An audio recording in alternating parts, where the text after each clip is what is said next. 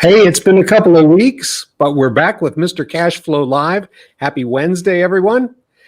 You probably didn't know it, but today is National Chocolate-Covered Cashew Day. Who knew?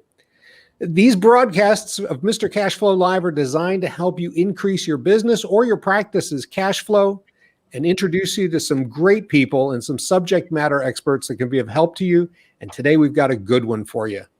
The recorded version of this broadcast will be found on the Cashflow Strategies YouTube channel. If you'd like to be notified whenever we go live, for now on Wednesday afternoons, just subscribe to the channel and click the notification bell, and you will be notified every time we go live. Feel free to ask questions, make comments as we go along. We'll try and answer them live. If you're watching the recorded version, welcome to you as well. We'll get those answers back to you via email or via social media. Today, we're talking HIPAA, the Health Insurance Portability and Accountability Act, not HIPPO, like a lot of people misspell it. If you're with a medical or dental practice, you probably think you know about all there is to know about HIPAA, but I'll bet you don't. The rules keep changing, and there's a lot of misinformation out there about what's necessary for you to stay compliant and what can happen to you if you don't. And so that's important. My guest today is Danielle McKinley, the HIPAA Chick. Danielle's Director of Partnership Relations for PCIHIPAA, the company that Cashflow Strategies partners with. We've worked together for many years helping practices get and stay compliant and protect their cash flow. She's here to give us the latest info about compliance. Stay tuned to the end because we have a special free offer for you. Danielle, my friend, welcome to Mr. Cashflow Live. Oh, thanks for having me. So fun to be here. It's great to have you with us. So before we kind of get into the topic at hand, let's get to know you a little bit better. Where originally are you from, and how did you get involved in this scintillating topic of HIPAA? Well, I can assure you that as a young girl thinking about what I was going to do when I grew up, it was not this. Right. But I am princess or HIPAA chick, right? I was a dancing queen, I think is probably more accurate. But no, I'm from Arizona. I'm a family of 5. So I've got a brother and a sister. I'm a mom, a wife, a positive energy enthusiast. I love helping people. And I believe that is what led me to assisting practices with compliance, because it's not the most exciting topic. We can all agree on that. But I enjoy helping people be able to focus on where their strengths are and what they enjoy the most. And this career has given me a way to do that. You are probably one of the most positive people that I know, that I deal with on a regular basis. So how did you get the nickname, the HIPAA Chick? I get that one out a lot and I love it. So like any good, fun person, I mean, Mr. Cashflow, right? So it honestly was given to me by a dear partner in the space. His name is Alex. He was one of my IT partners. He specialized in cybersecurity. And many, many years ago, he just started calling me the HIPAA Chick. And then it kind of took on. And then other people started calling me the HIPAA Chick. And now I'm the HIPAA Chick. I love it. I absolutely love it. So as I mentioned before, the rules are always changing with HIPAA. It's never the same day to day. So let's start out with this. What's the latest things in HIPAA that practices need to know? Yeah, so let's start with something exciting. So one of the big changes is a law that was passed in January called the Safe Harbor Bill. And it actually has lessened the severity of penalties when a practice can prove that they've been complying with the laws for a minimum of 12 months. So that's huge because the penalties are absolutely massive. So check out, something to do would be to find out how to qualify for Safe Harbor and make sure that your ducks are in a row. So that's a big win for practices. Excellent. Yeah. Oh. And then as far as other changes, a focus area is around the access right policy and procedure changes that have happened recently. So Health and Human Services seems to be coming down very hard on practices that don't have their access control policies in place, like employee access, patient health information access, workstation use and security. So those are things that if you haven't updated your policies in a while, that's something practices don't realize change. And if you're not complying with those changes, it makes you subject to penalties. So two nice, a positive and a, hey, check that out. Make sure. You really do have to stay on top of it, don't you? I mean, you can't sleep on this. It's not like, well, I understand HIPAA and I got it covered, because it keeps changing. Some things keep changing and their focus keeps changing. Yeah. I like to call it a moving target. It's always going to be there, unfortunately. And it's something you want to pay attention to, because you worked really hard to build a practice, and you don't want an incident to affect that. If you could pick out, say, one thing that a practice could do today to improve their compliance status, what would that be? Hands down, take a HIPAA risk assessment. Hands down. Because doing that, it's going to help you understand where you're at, what things have changed that you may not be aware of, and paint a roadmap of what you need to do to address deficiencies in your practice and become more compliant. So hands down, take a risk assessment. And that's required every year, isn't it, to have a risk assessment? Yeah, a risk assessment's required because of what we were talking about, that everything keeps changing. So it's kind of, think of it like Health and Human Services way of keeping you informed without making it so easy for you. You wouldn't want to do that. That's how you're going to learn. But yeah, that's the reason behind it, is to make sure you're staying on top of the moving target and the changes.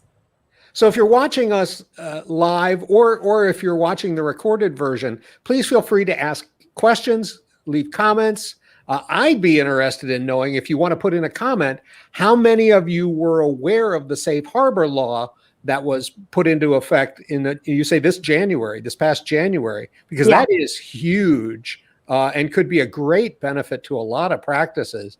So oh, sorry, David. Go ahead. I was just going to add to it that if they do take a risk assessment like we talked about, that's another way to find out if they qualify for that. Fantastic. Fantastic. So if you feel like you want to do that, go ahead and leave that in the comments. If you have any questions, please type those in as well. We'll try and cover that. So Danielle, or HIPAA Chick. Let's have some fun, right? You know, I'm all about cash flow, and my company is all about cash flow. You mentioned to me one time about turning compliance into savings. Tell me about that. Well, first, if I may, I'm going to tell a story. Please do. When I first met you, it was at an AMIS conference, and you had the money tree. And so if we were there, I would say, if you wanted to increase your cash flow, go visit David and try and get access to that money tree. But we're not there. So I'll talk about it a different way. So turning compliance into savings, right? There are many moving parts to compliance. And so what practices can do is look at, where are you making strides towards compliance? Like maybe, for example, you have a compliance consultant that's coming in, or you're paying for a subscription to do online training for your staff. Those are things where they're not completing all of your compliance requirements. So we can look at, what are you spending for staff training? What are you spending for policies and procedures? Are you being charged a PCI compliance fee, which we could talk about in another minute, right? What are you paying for updates? What are you paying for your OSHA and labor law posters, or more importantly, your annual inspection? What are those costing you? And finding out through that risk assessment, if you have a cohesive solution that's addressing everything. And then what we often uncover is practices that know, hey, I got to do something, and they're trying to do it. They're piecemealing it with multiple vendors, and that ends up costing them a lot of money. So there's ways to simplify it and consolidate the vendors so that you can turn the compliance process into savings for your practice. That's fantastic. And we know that cutting expenses is a big piece of cash flow. And so that's kind of how we wound up getting together. The other thing that I'm constantly telling my clients is, you can save some that way, but avoiding penalties is a huge cash flow issue, because they're steep. They can be very, very steep. And if you know that you're compliant and you're maintaining your compliance, you don't have to worry about that potential risk of of a huge cash outlay. So talking about unnecessary fees, what's probably the biggest unnecessary fee that practices are paying that they aren't aware of? Yeah, the number one unnecessary fee that practices usually don't realize they have is a non-compliance fee for the payment card industry. So I'll explain how listeners can go check that out right now to see if you have that fee. So how you do it is you pull your merchant statement from your credit card processor, and you'll go to, usually it's on the last page under the all services section, and it'll say non-receipt of PCI, data security fee, data guard, non-compliance fee, regulatory fee. They call it all different kinds of things because they want to hide it from you. It's pure profit. So getting compliant with the payment card industry, you have to do 3 things. Once you do those 3 things, that fee goes away. So what are the 3 things? You have to take a self-assessment questionnaire. You have to run a quarterly vulnerability scan and obtain a certificate of compliance. So the processor is charging you this fee because you haven't provided proof of those 3 items. And they have no incentive to say, hey, you need to do this, because when you signed up with them, in the terms and conditions, you indemnified them from all responsibilities for a credit card breach. Oh, so lovely. Yes. That fee is safeguarding them. And that's how they basically are telling you, hey, you have this missing piece, but really it's money for the processor. So go I don't know look if at that. you're aware, But it's there. but I also can provide my clients with merchant services, and we make sure that that's covered as well. In fact, I'll put in a plug for next week's Mr. Cashflow Live. James Estes from Payment Pros, who's another good friend of mine, and the broker that I work with, will be my guest. And when he's doing your merchant services, he guarantees, number one, that your fees will never go up. Ever. Excellent. He also makes sure with me, because I lean on him if he doesn't, that everybody's PCI compliant and doesn't have to pay that fee to him as well. So that was a good segue for a teaser for next week. That was perfect. That worked out beautifully. Is it really possible for a practice to become bulletproof when it comes to HIPAA? No, it's not. So, I mean, here's the thing. You could spend billions, trillions of dollars on technical safeguards, on training, on documentation, on having an attorney. At the end of the day, there's 2 things that you can never control, and that is your team, human error, and cyber criminals. They're always going to be 25 steps, if not more, ahead of us. And as a result of that, you can't prevent. There's no way to prevent something from happening. The key word to think about is, am I prepared? How did I prepare? Am I going to be okay if something happens? Am I going to be able to respond? Do I have my ducks in a row to protect me from the penalties? Well, you can have a guard dog and an alarm system, but there's no way you can know nobody's ever going to break into your house either. It's the same kind of deal. You do what you can to arm yourself to be fully compliant and to be ready if something should happen, and then you're far and away better off. We mentioned penalties a little bit. So tell me about some of the penalties. How do practices get hit with penalties? And then what kind of penalties are we looking at? Because I've seen some staggering numbers from you guys. Yeah, I mean, so one thing you can look at, so you can Google like HIPAA penalties. There's been a lot of them this year around those access control policies I mentioned at the beginning. But penalties, they happen 3 ways. So you've got an audit, an investigation, or a data breach. Those are the 3 ways that you get on Health and Human Services and ultimately OCR, Office for Civil Rights, radar. An audit, totally random. That's part of the way that the laws are enforced and how our government makes money from penalties. And then investigations. Investigations are very similar to an audit, but they're brought on typically by a complaint. And then a data breach. Most common data breach right now is ransomware attacks. And then any type of malware, phishing, human error, small scale breaches where like you're busy and I'm Danielle McKinley. Danielle McKinley called for her file and you sent, a similar name. That happens all the time. So those are the three ways that it can happen.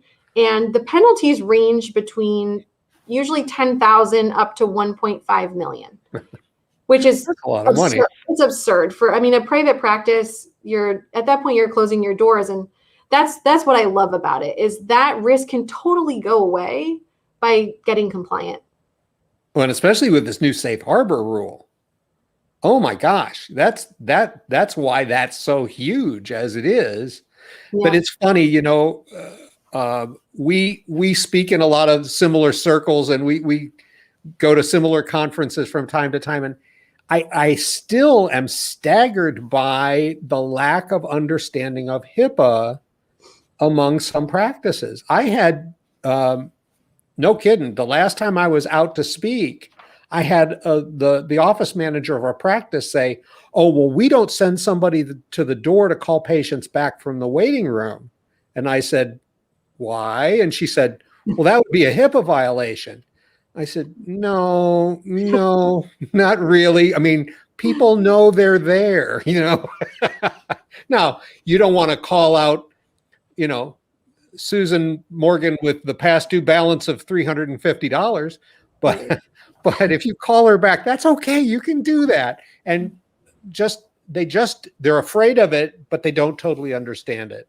And there's a lot of education available for them. They just have to look in the right place, I guess. And you should talk to Danielle, because she makes it fun. Compliance she's doesn't fun have to talk to. It doesn't have to be. Yeah, it doesn't have to be scary. No, and that's I don't love that approach. Like, is it scary? Is what can happen? Is it scary? Yes. But that, like, fear shouldn't be the motivator behind getting an understanding. For me, I put myself in the patient's shoes. Like, I'm a patient myself with practices, right? With my doctors. And the first thing should be, I want to do right by my patients. I want to understand it so I can do right by the people that support my business, right? And two, you want to protect yourself from the scary part, which is the penalties. But the process of getting that understanding and learning doesn't have to be boring. It can be fun. And there's a reason that people steer away from it. It's not an exciting topic. It's like taxes. Yeah, no one wants to sit and talk about taxes. So nobody wants to talk about it, but everybody has to face it. Right. And if you're a practice, you have to face this. There's no opportunity to not face this, or you'll face it eventually. But there are resources available, which is a good thing. So one last call. If you have any questions or comments for the HIPAA Chick, go ahead and type those in, if you will, and we'll cover those. So before we wrap up, I promised a free, no obligation, no cost offer. Danielle said that the best thing that a practice can do to see that make sure they're compliant is to do a compliance risk assessment, a HIPAA risk assessment. If you go to my website listed here on the HIPAA page, down at the bottom, there's a little blue button. If you click it, it will take you to another website that will have a questionnaire for you, and you will receive an absolutely free, I should have little trumpets playing or something, an absolutely free risk assessment. That's what, a $750 value, Danielle? Generally. Yeah. Yep. And a free risk review of your HIPAA compliance from wonderful, fun people like Danielle that work with Danielle, and they'll be happy to help you with it. We work together on this to provide it for you. So please, if you don't have a risk assessment for 2021, if you haven't done a recent risk assessment, even if you've done one, if you haven't done one recently, go to the website here, go ahead and click the blue button at the bottom and take the risk assessment and see where you fall with regard to compliance. And at the absolute worst, it's going to say, you're great. You got it covered. You're fine. If not, we can help you become compliant. And I think that's really huge. If you'd like to reach out to Danielle, the HIPAA Chick herself, go ahead and do it at this email address. Or call me. I'll give you her cell phone number. And no, I'm just kidding. I'm just kidding. Just go ahead and email her at this email address. Danielle, I want to thank you so much for joining me on Mr. Cashflow Live. We should have done this a while back, but it's been a lot of fun, and I really appreciate you joining me. This is so important for practices, and I'm glad we were able to share this with them. So thanks so very much. Oh, it was my pleasure. Thank you for having me. My pleasure. If you would like a no-cost cash flow checkup for your practice, to evaluate ways that your practice can improve your cash flow, save expenses, that sort of thing, please feel free to call me or email me at any time. I would be more than happy to do that. There's no cost for that. I'm more than happy to help you with it. And join me every week, 4 o'clock on Wednesday. If you come at 4:30, it's going to be too late. 4 o'clock on Wednesday for Mr. Cashflow Live. Until next week, I'm David Weiner, Mr. Cashflow from Cashflow Strategies. After all, it's your money. Keep more of it.